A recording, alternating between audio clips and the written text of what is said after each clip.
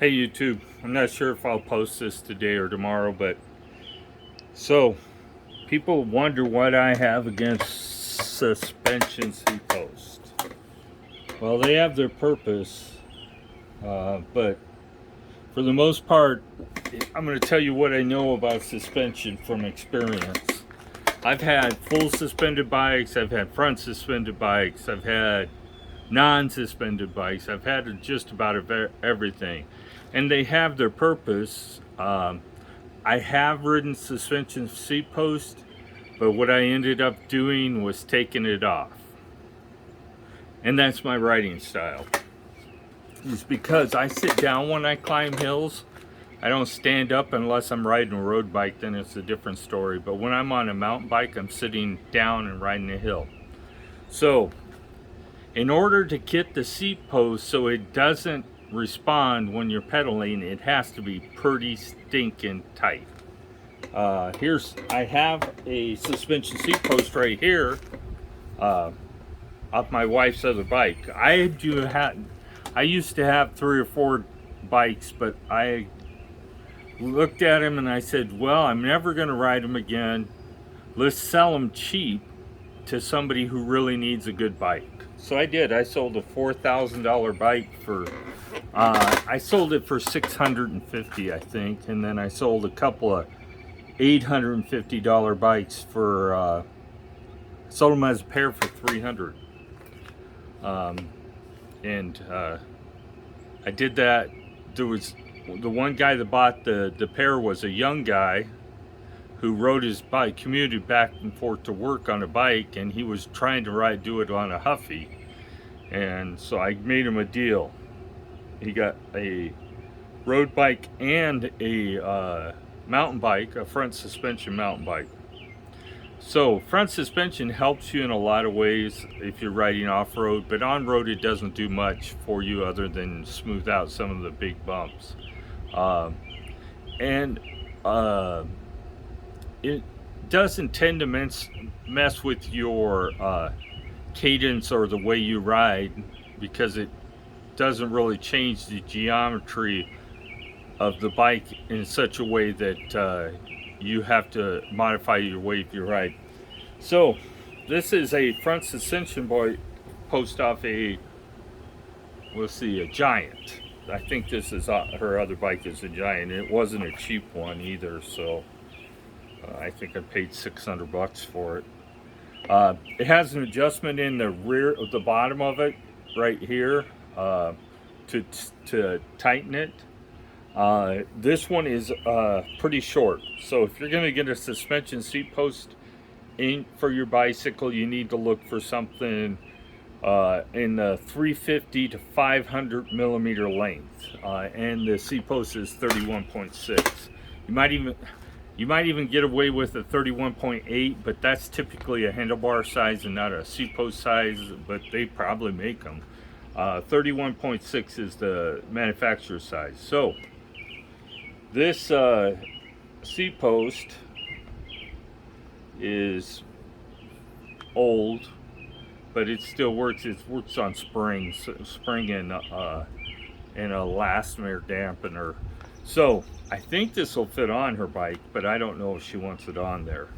I actually would have to wipe off the grease off of it to see the size.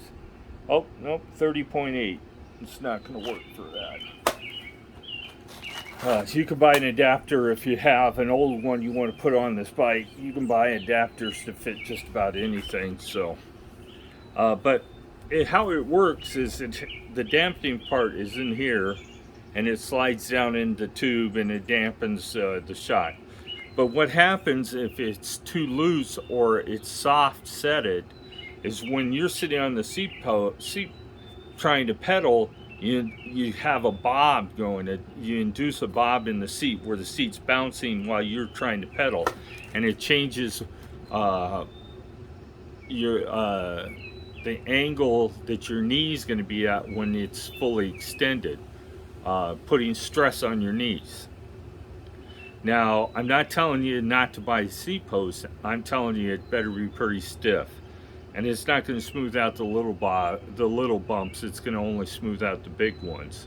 Um, if you have it set too soft, then you're going to be bouncing up and down when you're pedaling, and it's going to make it real rough.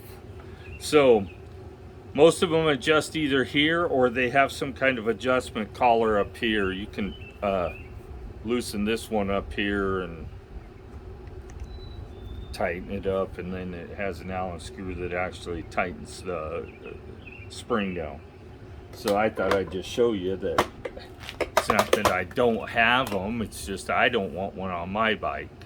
Rear suspension has come a long ways, but you still have the same deal. You're either bobbing when you're climbing, if you have it set, and for the most part, that most people accept that as part of what the suspension does, and you're also moving your chain angle and the length. So a full suspension bike with a lot of travel typically has a chain that, unless it's mounted on the part of the bike that's moving, but if it's mounted in the center of the bike and it goes to the back wheel and there's a pivot in between those, that chain length changes. So they tend to make them the chain a lot longer, and then you start having problems with chain slap, where the chain slaps the chain stay, and a lot of things can and do happen with full suspension. But people accept that as a way because they want the suspension. So there's limitations on everything. Most rear bike suspensions now, the sky's the limit. The front suspension on a good mountain bike will have 6 inches of travel. The one on the XP has less than, oh, it's right around 2 inches, I guess it might be 50 millimeters, 5 centimeters. Nope, a little less than 1.75 inches travel. So it will help a little, and depending on how tight you have the, how much damping you have, will depend on how much you ride. Now, front forks have to be set to sag when you start. You don't want them to start with the fully extended when you're sitting on the bike. So if it's fully extended and you sit on the bike, when you go over a bump and it rebounds, it'll hit the top of the shock and clank and make noise. So when you sit on the bike, you want it to sag a little bit, so you lose a little travel because the sag on the front suspension. You want that sag because you don't want it to react and top out on the shock. It don't have to be much, but there has to be some sag when you set the shock. So if you get on the bike and they don't move at all, then the shock isn't set right for you. Now, unlike the front shock on the seat post, you don't want it to sag when you're sitting on it. You want it to react when you hit a bump, but you don't want it to sag. Now, they make dropper seat posts that drop out of the way when you're out on the trail and you don't want the seat to sit on the seat. Or likewise, for those people that have problems fitting their bike, you might be able to get, like, people that want to be able to put their feet down when they stop. You could get a dropper seat post that drops down so you could sit with your feet flat on the ground, and then when you take off, you could stand up on the pedals and raise it back up and sit back down, and be at the right height for you to ride at. So in some cases, those dropper seat posts do have suspension in them. So if you're looking for a suspension seat post and want to solve two problems with one, look for a dropper seat post. Now, you want one that probably has a lever that you put on your handlebars. Some of them have levers that you have to reach under the seat and use, and for some people that will be a problem. So look for one that mounts on the handlebars, and then your real estate for it to mount is going to be pretty limited, but if you make your handlebars longer, then you may be able to solve that problem. So I'm not anti-seat post, I'm anti-seat post, suspension seat post for me. I know my riding style, If I'm worried about going over a bump, I put my weight on the pedals and unweight the seat so that I don't feel it as much. Front suspensions post. I'm not sure if I was buying an electric today, that would be a consideration. The price, now when you get to the $1,000 mark, you're right in the range of some other bikes, and then it would have put me in a whole new category of what I looked at. So it is a good deal though. For what you're getting, $999 is a good. Most bikes that have front suspension are in the $1,200 range. So you're getting a good deal. They corrected some of the issues that I thought the bike had, like the front chainring now is 56. 5614 gives you 96 gear inches roughly, which would make it road bike. It make you have a pretty tall gear. You should be able to pump out 35 miles an hour, no problem with that. But what you're going to find is with that tall gearing, when that motor hits its hard limit of 28 miles an hour, it's going to feel like somebody threw an anchor out. It's going to slow you down. It's going to attempt to slow you down back to 28 miles an hour. Now, you can shut the PAS off to 0 and then you won't get that effect, but you're also not getting any help from the motor anymore. And moving 62 pounds or 30 miles an hour is a lot of weight, especially for these small wheels. The disadvantage of a small wheel is it's easy to get up to speed, but it's harder to keep at speed, whereas a tall wheel's harder to get to speed, but easier to maintain that speed once it gets there. So that's and you got to imagine if that motor was on a 26-inch bike, it would be so much faster than it is on this bike. That 20-inch wheel really hampers that motor, because in order to travel the same distance now, it has to turn more. So I'm at 12 minutes. I'm out here cooking dinner. It's Memorial Day. My future daughter-in-law is here, which is my wife, making ribbons for the wedding, getting ready for the wedding. And I'm using a pellet grill, so I cook it pretty slow. So the main advantages for people for a suspension seat post is going to be to avoid re-injuring their back. It will affect the way you ride your bike. If you have it set too soft, it may affect your knee health if it's set too soft and it sags when you're on it. So you're going to have to make sure it's adjusted right for you.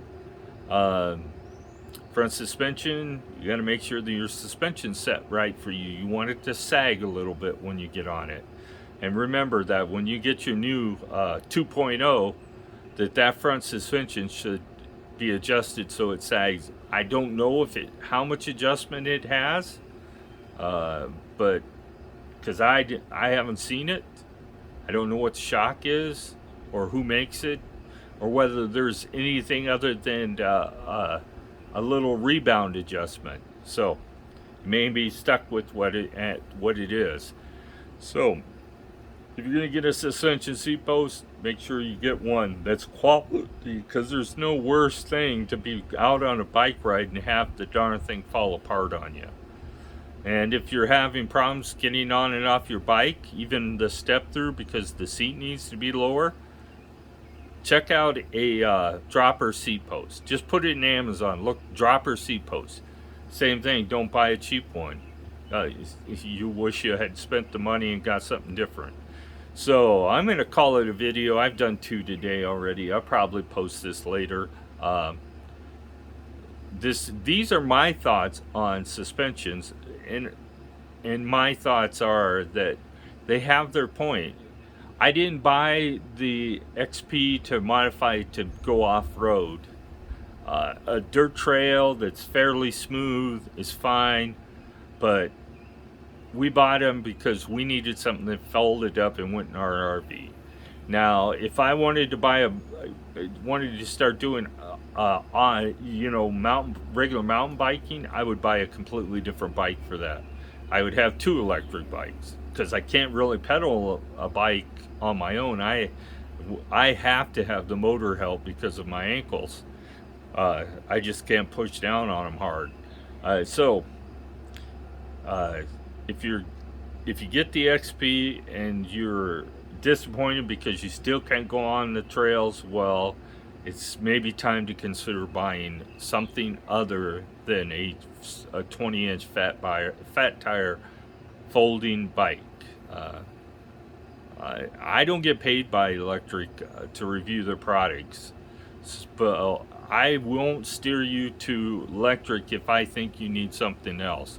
So if you have any questions or comments, or want to know what I think would be the best bike for your situation, send me a comment on one of my videos. Hopefully I will see it.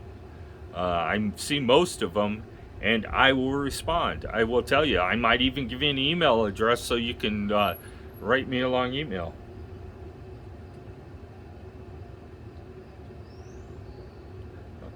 Okay. Please subscribe, like my videos, and have a great day.